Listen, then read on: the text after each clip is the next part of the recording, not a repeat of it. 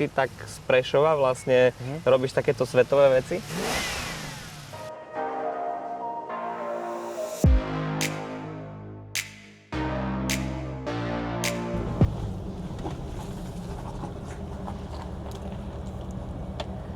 Ahoj! Vítaj v dielni Hejus, kde Mazda Blato Land Roverov je náš chlieb každodenný. Moje meno je Vlado a dnes sa pôjdeme previesť s Matúšom, ktorý z Prešova robí vesmírne veci.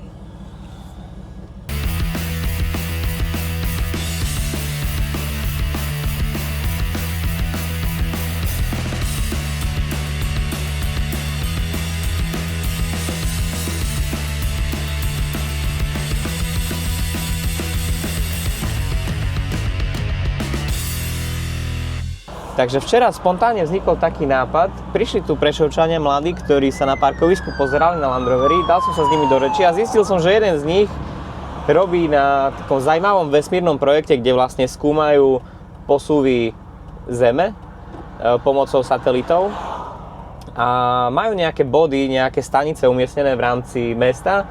Takže nás napadlo, že poďme na Land Rovery nejaké pozrieť a porozprávať sa o tejto téme, vesmírnej téme. Takže ideme práve za Matúšom a zároveň dnes je trošku taký vesmírny deň kvôli tomu, že je 12.6. a spoločnosť SpaceX vlastne začína verejne obchodovať svoje akcie, čiže tzv. IPO. A myslím si, že to začína novú éru vesmírneho objavovania a na toto IPO, na toto rozdelenie akcií som sa už veľmi dlho tešil, takže som samozrejme fanúšik vesmíru a týchto technológií, tak v rámci tejto témy, tohto vesmíru mi prišlo celkom zaujímavé vlastne Matúša navštíviť a porozpráva nám o tom, čo robí, porozpráva nám, že či vlastne to, čo sa našlo pod pyramidami napríklad, je nejakým spôsobom len nejaká virálna kačica, alebo skutočne je to podložené vedecky. Takže aj o tom sa niečo dozvieme a možno určite sa dozvieme zaujímavosti o technológii skúmania posuvov Zeme s presnosťou na niekoľko milimetrov, a to zo satelitov, ktoré sú že ďaleko mnoho kilometrov nad našimi hlavami. A voziť sa pritom budeme s jedným krásnym Defenderom z roku 98 s automatickou prevodovkou a 4 litrom 8 valcom. No dobre, takže tu sme teraz, sedíme v limitke, ktorá sa ti včera páčila.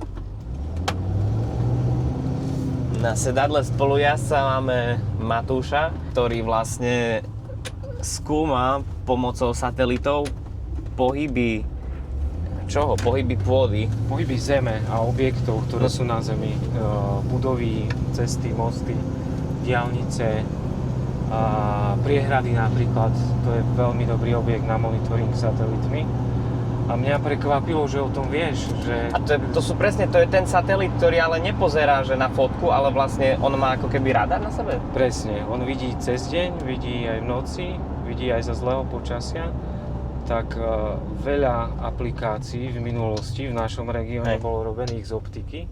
Čiže zober si fotoaparát najprv na balóne, potom na lietadle, potom na družici.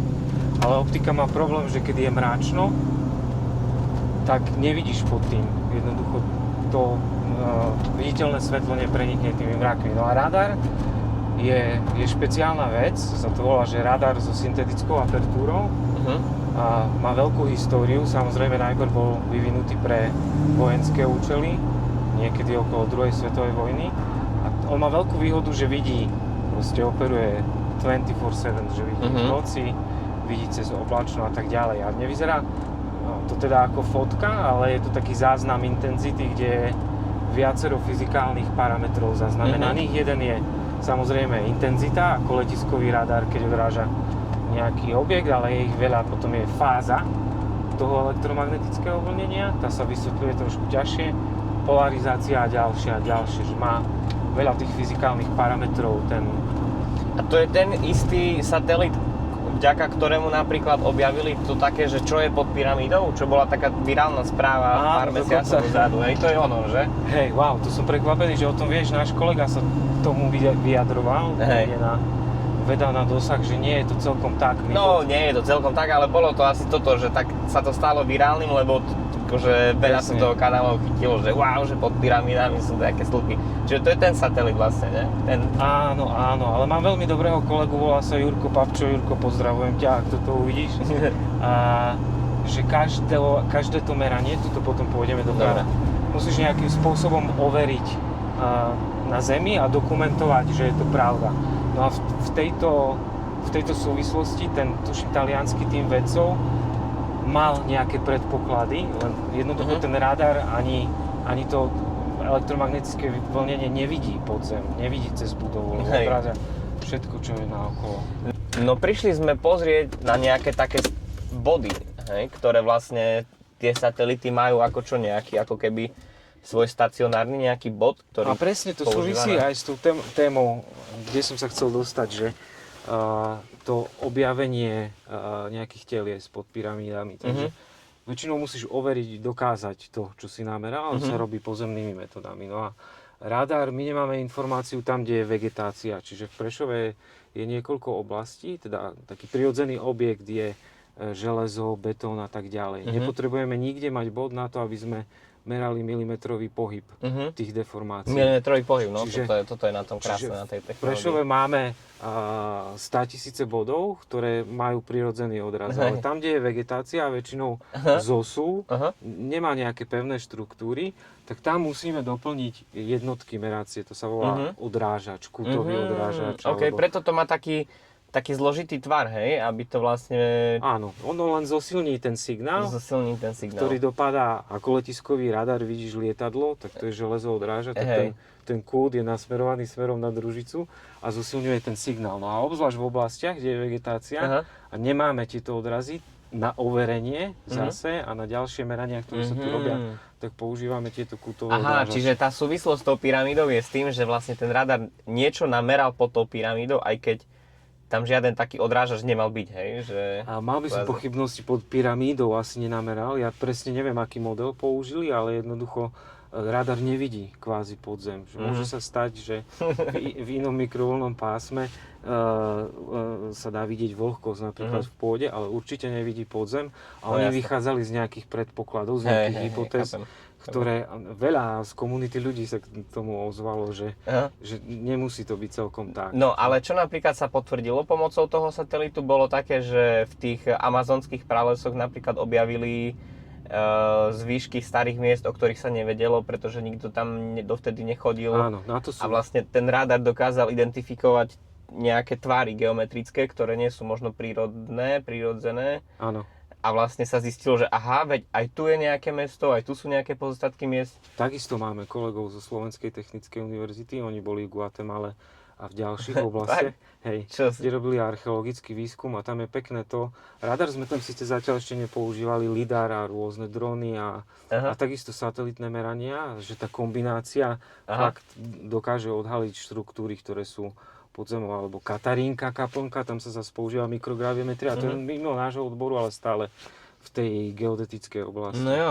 Čiže my, keď pomeráme nejaký pohyb, toto je teleso, ktoré je tu nainštalované a práve kvôli tomu, že tu je vegetácia. Takýchto odrážačov je po Slovensku asi 25 kusov v tých zosuvných oblastiach. Jedna je pod Vylec Hôrkou, Ruská Nová Ves, ďalšie v Košiciach a na Hornej Nitre takisto. Čiže aby sme spresnili tie merania, toto je nainštalované v prírode, v teréne. Na to by sme potrebovali ten Defender potom.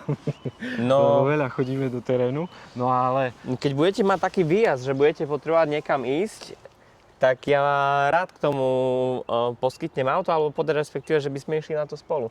Máme taký pracovný Defender, ktorý by som vyslovene aj požičal partii, že choďte, že tu máš a choď, hej, že sranda.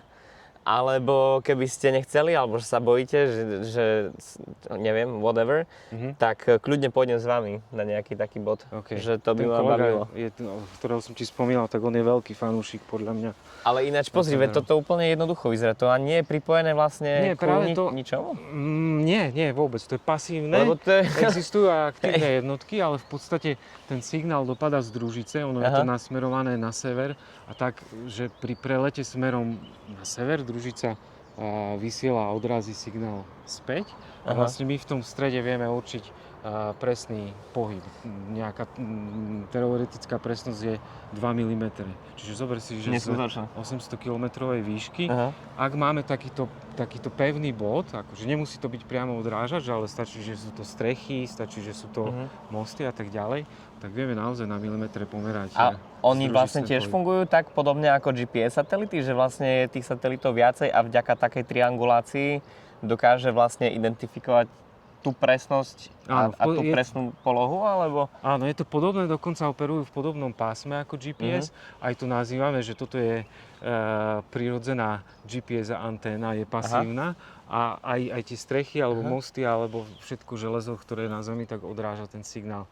A tiež tomu hovoríme, že natural target, akože na Zemi. Koľko ich je napríklad tých satelitov, ktoré vlastne snímajú? Sentinel-1 operuje v konštalácii. Teraz sú 2, lebo jednému skončil operačný cyklus, ale sú 2 a v podstate aj to je veľká výhoda, že keď operujú v dvojčke, tak tá frekvencia snímania je každých 6 dní. Čiže zober si, že každých 6 dní. My vôbec nechodíme do terénu, všetko monitorujeme zo satelitu a každých 6 dní vidíme, že čo sa deje na tej Zemi. Vlastne on sa musí vlastne snažiť obísť tú Zem tak, aby každých 6 dní aspoň jeden z tých satelitov vlastne každé miesto na Zemi videl. Áno, on v podstate sníma v takom páse, čiže dáta vieme mať z akejkoľvek oblasti na Zemi, okrem blízko polárnych, lebo tie nie sú pokryté, ale sníma v páse, čiže keď ide smerom na sever, on sa pozerá takto nabok a robí taký pás, ktorý sníma, a keď ide smerom zo severu na juh, tak pri rotácii Zeme ako keby to isté miesto zosníma, plus keď operujú v dvojčke, tak je tých zberov dát veľmi veľa.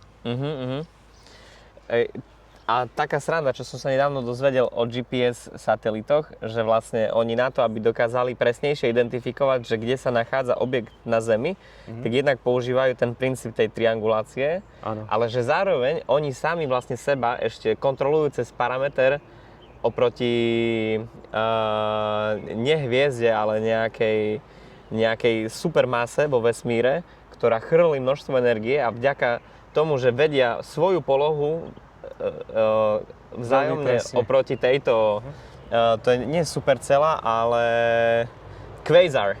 Že oproti vlastne quasarom sa oni, tie GPS satelity ešte nejakým spôsobom lokalizujú a vďaka tomu dokážu veľmi presne na Zemi určovať polohu tých bodov, že ešte poznajú vlastne aj tú svoju polohu. To ma veľmi prekvapilo minulé, že vlastne máme vo vesmíre obrovitánske objekty, na ktoré sa vieme spoľahnúť, že oni sú na veľmi presnom mieste a vždy budú na tom presnom mieste. Presne, áno. A že naše satelity sa dokážu vlastne ešte zameriavať na Zemi. Cez kvázary sa určuje ako keby súradnicový systém pre astronomické objekty. Všeobecne, hej? Lebo je veľmi pevný, veľmi stabilný, čiže tie hviezdy, ktoré majú pevné svetlo a nemenia sa, tak cez nich sa akože nie, že spresňuje, ale určuje poloha aj presná tých družíc, lebo čím vieme presnejšiu polohu tých družíc, sú rôzne metódy, že strieľa sa na nej laserom a vypočítá sa presná orbitálna dráha a takýto ďalší. Čiže ten súradnicový systém je niekde pevne zakotvený a kvázary vlastne na to slúžia, aby sme mali súradnicový systém astronomických ako keby objektov. Jasné. Veľmi pekné témy, a to som prekvapený, že o tom vieš. No dobre. Astronomická geodézia na Slovenskej technickej univerzite. A teraz, že by sme vlastne len skúsili možno teda povedať tú takú cestu k tomu, že prečo ty tak z Prešova vlastne robíš takéto svetové veci? Tak ja som začal astronomickou geodéziou a ten radar bol taký príťažlivý, lebo je to veľmi A začal si s astronomickou geodéziou. Čiže Skončil som doktorantúru, teda končil som a Slovensko sa stávalo členom Európskej vesmírnej agentúry. A v roku 2014 bol vyslaný satelit, ten Sentinel-1. A bol to veľký motivátor založiť firmu, lebo vtedy boli dáta s garantovaným observačným plánom, boli otvorené na komerčné a vedecké účely. V 2015 sme zakladali firmu, čiže nejakých 11 rokov už pôsobíme. No dobre, ale ten taký nápad, že vlastne meriať posuny, to prišlo vôbec tým, že ten Sentinel bol vyslaný na obežnú dráhu? Sentinel bol na viacero účelov. V roku 2000 bol prvý patent na technológiu určovania pohybov zemského povrchu. Dobre. A pochádza to akože z histórie, najprv sa tým určoval tvar Venuše, týmto nástrojom a rôzne iné veci. Čiže bola to veľmi taká téma, ktorá nebola na Slovensku známa a vtedy som sa do toho pustil, čiže v rámci štúdia a ďalej, keď som zakladal. A komerčne to teraz vlastne dokážeš využiť napríklad aj na to, že by si povedzme, že diaľničným spoločnostiam kontroloval, či sa im nehýbu mosty. Napríklad. Presne, áno. Alebo veľkým developerom, či sa im neprepadávajú nejaké ich mrakodrapy, stavby a tak? Presne, áno. Fakt? Pred výstavbou, kadiaľ napríklad má viesť trasa, ktorá bude bezpečná, nie je postihnutá zo súmy. Máme aplikácie z Japonska, akože veľký zdroj nerastných surovín pod zemou, ťažba, či neovplyvňuje ľudské obydlia. Presne. Londýn celý, Hamburg, železničná sieť a takéto veci máme za sebou. Wow, OK, veľmi zaujímavé. No a vlastne stále určujeme ten pohyb, veľmi zaujímavé. Ako sa správa tá infraštruktúra. Ale potom takéto zariadenie, ak vlastne máme tu, tie používame len preto, aby sme vlastne ako ľuďom urobili dobre, hej? Aby sme vlastne ich dokázali včas varovať, že sa im ide napríklad, že sa im posúva... Áno, tak toto je vlastne... Že sa im posúva zem, na ktorej aj táto žijú. oblasť, aj v Prešove, ktoré máme, tak tiež skúma štátny geologický ústav Dionýza Štúra v spolupráci so Slovenskou technickou univerzitou a vlastne v miestach, akože tie zosuvy sú známe, sú nejakým spôsobom vymapované, ale satelitom domeriavame presnejšie a frekventovanejšie a viac bodov, koľko budov môže byť postihnutých, či je ten zosuv stále aktívny alebo sa stabilizoval. Ale koniec koncov áno, má to pomôcť ľuďom vedieť, že či nie je nejaká oblasť, ktorú by trebalo sanovať. A to sa deje v kompetencii tých inštitúcií. A toto si dobre pamätám, že vlastne teraz tá oblasť vo Švajčiarsku, kde vlastne celá dedina vlastne sa prakticky zasypala. Takže aj táto technológia vlastne pomohla tých ľudí tam včas vysťahovať, upozorniť na to, že tie posuvy sa tam tu nie som si istý, lebo nevidel som štúdiu z tejto švajčiarskej oblasti, ale používa sa veľmi veľa aj pri takýchto akože rapid monitoring. My napríklad monitorujeme v Turecku Gaziantep oblasť po roku 2023, kde bolo veľké zemetrasenie. Čiže a zrýchľujeme tú reakciu cez satelity. Čiže reálne vieme detekovať budovy, ktoré boli postihnuté a na to sa napája výskum iných kolegov z Rakúska a z Nemecka, aby vedeli poslať dróny na miesto a zistiť termálny obraz pod troskami a vyhľadať ľudí. Čiže na takéto rapidné veci je hrozne veľa príkladov. To Švajčiarsko je jeden z nich, ale neviem presne. Nevieš presne, ale že tých takýchto podobných príkladov vo svete nájdeš touto technológiou. Veľmi veľa a obzvlášť je dôležitá tá prevencia. No dobre.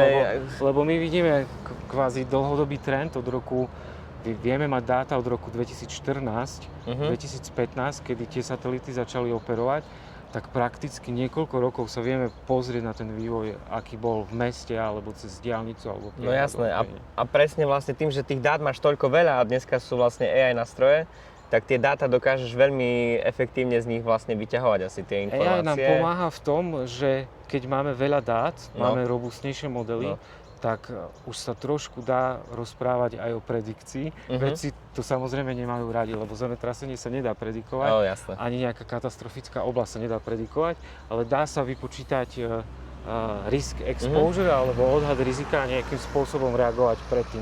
Vlastne to sa deje aj tu, že tie frekventované merania, ktoré sa tu dejú, tak majú slúžiť k tomu, aby v najlepšom prípade k ničomu nedošlo. No a napríklad zaujímavosť pre Prešovčanov, že vlastne sme nedávno mali zemetrasenie v Prešove. Áno. A to si videl na tom, ako sa ti ukázal posun na našich týchto staniciach? Monitorujeme to niekde, to epicentrum bolo okolo Ďapaloviec, takže celé kvázi východné Slovensko máme v radarových snímkach a pozeráme sa na Aj si ho zažil? Cítil si ho? Nie. Nebol si tu vtedy? Bol som vtedy preč. Toto zaujímavý zážitok. Ale tiež sa presne pozeráme na ten si after effect potom, že čo sa stalo, ktoré budovy by mohli byť poškodené, kde to zemetrasenie vidno. Ono bolo relatívne slabé. Našťastie, no.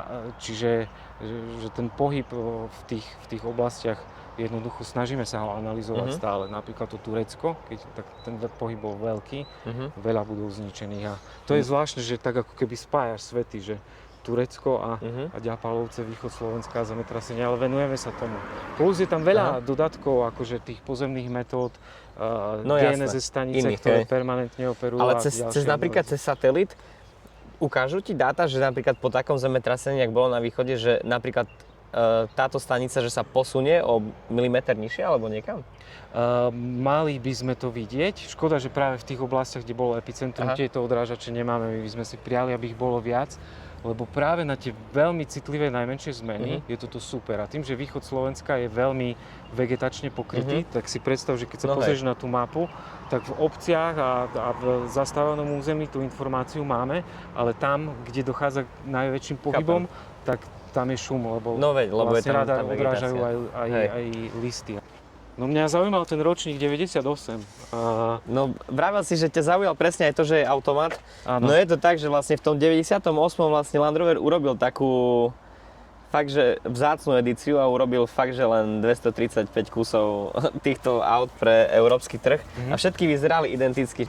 Napríklad tento konkrétny kus, ktorý je u nás 5. v poradí, ktorý sme kúpili, som zohnal tak, že som aktívne prispieval do facebookovej skupiny, ktorá sa venuje veľmi takým raritným Land Roverom. Áno.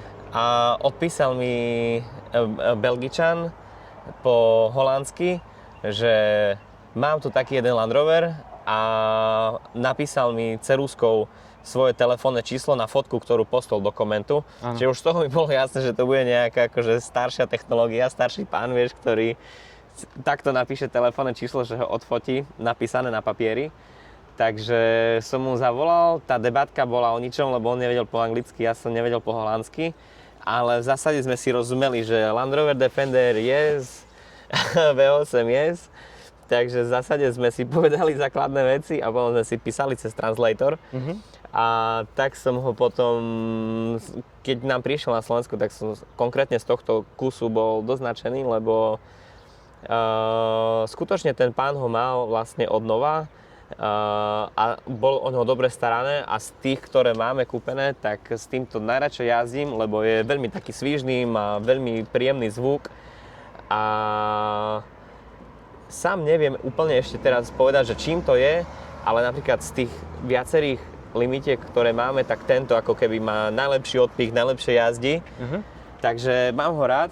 A vieš, čo by som sa ťa opýtal, strašne ma to zaujíma, že ako sa s tým jazdí po meste, lebo to nie je auto do mesta, nákup, alebo presne. Je určené dobre sa pýtaš. Na prácu, nie? Aj vďaka tej spotrebe 15-20 litrov. No takých 15-20 to zožerie, to je pravda. Čiže mal by robiť prácu niekde, takýto stroj. No veď, ako Defendre ako také sú, alebo boli vyrobené za úmyslom vlastne pracovných aut a pre dobrodruhov.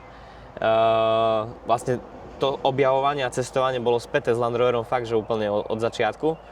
Lebo ako keby Land Roveru ušla vojna. Čiže kým Jeep zarobil na tom, že vlastne bola vojna, predali veľa do vojny. Ano. Land Rover to zmeškal, musel byť kreatívny. Čiže vyrobil auto, ktoré nazval, že je najvšeobecnejšie, teda najuniverzálnejšie auto, aké bolo vyrobené. A presne potom bolo to, že pracovné, cestovateľské a dneska, si sa spýtal na to mesto a dnes už je z toho vlastne taká ikona, že prevažne ľudia, ktorí si Defendre kupujú dnes, si ho kupujú presne, že by s ním jazdili v meste a v meste sa s ním perfektne jazdí. Vážne? No lebo nemáš limit, hej, čiže nelimituje ťa obrubník, nelimituje ťa, kde sa môžeš otočiť, vytočiť, dokonca pár schodíkov by si s tým zvládol, hej, keď ti to nevadí proste prejsť po schodoch, taký trošku punk. Odpich, konkrétne toto 8-válec s automatom má úplne úžasný, on po stovku, že bez problémov drží krok s modernou premávkou. Tento máme nameraný, že zrobí 0 na 100 okolo 10,5 sekundy, čo nie je zlý parameter na proste takéto hranaté auto, od ktorého by to niekto úplne nečakal. A potom tá jazda v meste s ním je taká, že vlastne aj nákup do Kauflandu je vlastne dobrodružstvo. Čiže na to také úplne to najbežnejšie denné jazdenie, vlastne ho strašne rád používam. Nielen ten, ale Defender celkovo, lebo za ten krátky čas, čo absolvuješ trasu, ktorá je len nevyhnutná na to, aby si spravil nákup alebo išiel do práce, tak už máš vlastne zážitok, nejaké dobrodružstvo z toho.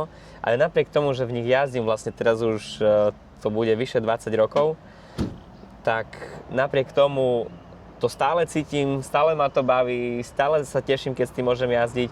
Čo starostlivosť o také auto, už keď to toľko žerie, tak že zo skúsenosti, keď niekto jazdí, že chodí k tebe potom ho servisovať, alebo jak No veď presne, akože je to také, že vlastne keď si to kúpi človek, ktorý to má ako 5. auto, tak ten servis je úplne minimálny už u toho, lebo s tým reálne nenajazdí veľa kilometrov. Ale u ľudí, ktorí majú od nás Defendre a majú ich na to, že by s nimi cestovali na dlhé diaľky alebo pracovali, tak tá údržba a starostlivosť Defenderov staršieho dáta, týchto klasických Defenderov, je veľmi príjemná, pretože v porovnaní s novšími autami na všetko je viacej miesta, otvorím kapotu, ku všetkému je prístup, sú veľmi dobre technicky zmapované, čiže každý diel vlastne má svoje katalógové číslo, všetko vieme dohľadať v servisných príručkách, čiže my ako servis máme od Land Roveru všetko to, čo by sme potrebovali na to, aby sme ho do posledného detailu a do poslednej chyby dokázali opraviť. Takže...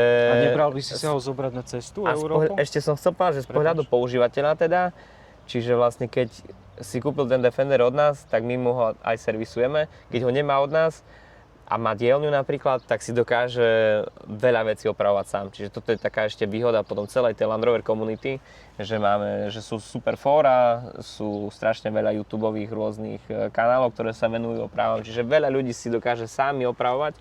No otázka, a jazdíš do obchodu Defenderom aj ty, alebo máš? No jazdím, hej, a najviac to majú radi moje deti, lebo v tom si posadajú dozadu, tam je to pre nich taká voľnosť, kopu miesta.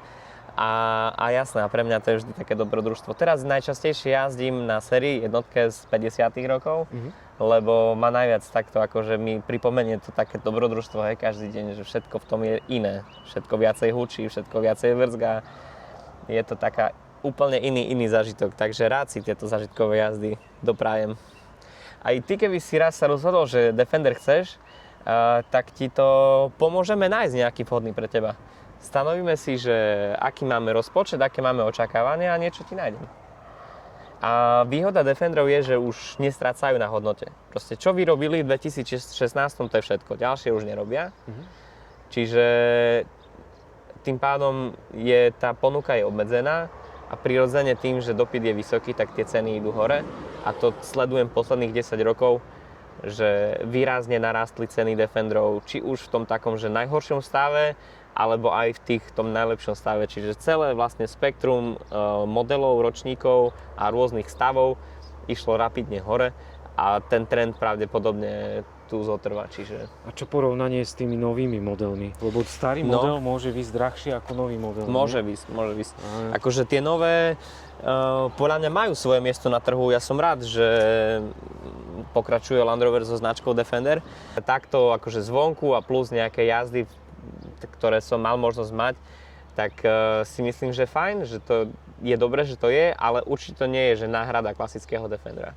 Že ten ikonický tvar a taká tá príťažlivosť, ten hardcore, tá huževnatosť toho klasického tvaru, to ten nový vlastne vôbec nedáva. Že nový je moderné auto pre moderného používateľa a som rád, že vlastne Land Rover s tým pokračuje a že ho vlastne vydá. Čo sa týka kvality, tak to vidíme naprieč nielen autami, ale celým proste trhom, že čím vlastne sú veci novšie alebo neskôr vyrobené, tak sa začína vlastne viacej pozerať na to, že by boli vyrobené lácno, aby sa na nich zarobilo, versus aby boli vyrobené ako keby na veky. A Land Rover konkrétne z 90. rokov je ako keby tak napomedzi tých takých svetov, že ešte stále veľmi záležalo na kvalite, ale už veľmi akože začalo záležať na tom, že by dobre zarábali. A oni sa reálne v 90. rokoch aj ocitli potom prakticky pred bankrotom a kúpila ich značka BMW, ktorá im vlastne pomohla a neskôr BMW veľmi rýchlo predalo tú firmu ďalej Fordu a teraz respektíve najprv to mal Jaguar, potom to mal Ford.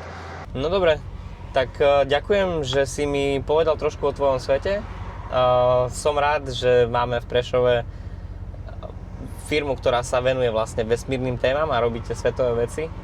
Takže veľmi ma tešilo, ďakujem pekne za návštevu, za povozenie sa so mnou a si u nás vítaný kedykoľvek, že by si prišiel so synom zajazdiť. Ja ti ďakujem, Vlado. Včera, keď sme sa stretli, tak si spomenul jednu takú dôležitú vec, že treba robiť veci, ktoré ťa bavia a tým sa venovať. No. A vlastne to spojenie medzi nami je podobné, že sme sa pustili do nejakých ciest, ktoré nie sú štandardné pre Prešov a pre Slovensko, ale keď robíš veci srdcom a bavia ťa a si motivovaný, tak tie informácie a všetky ostatné veci začnú prichádzať samé. Takže sa rovnako snažíme, tvrdo pracujeme s vesmírnym výskumom, držím ti palce.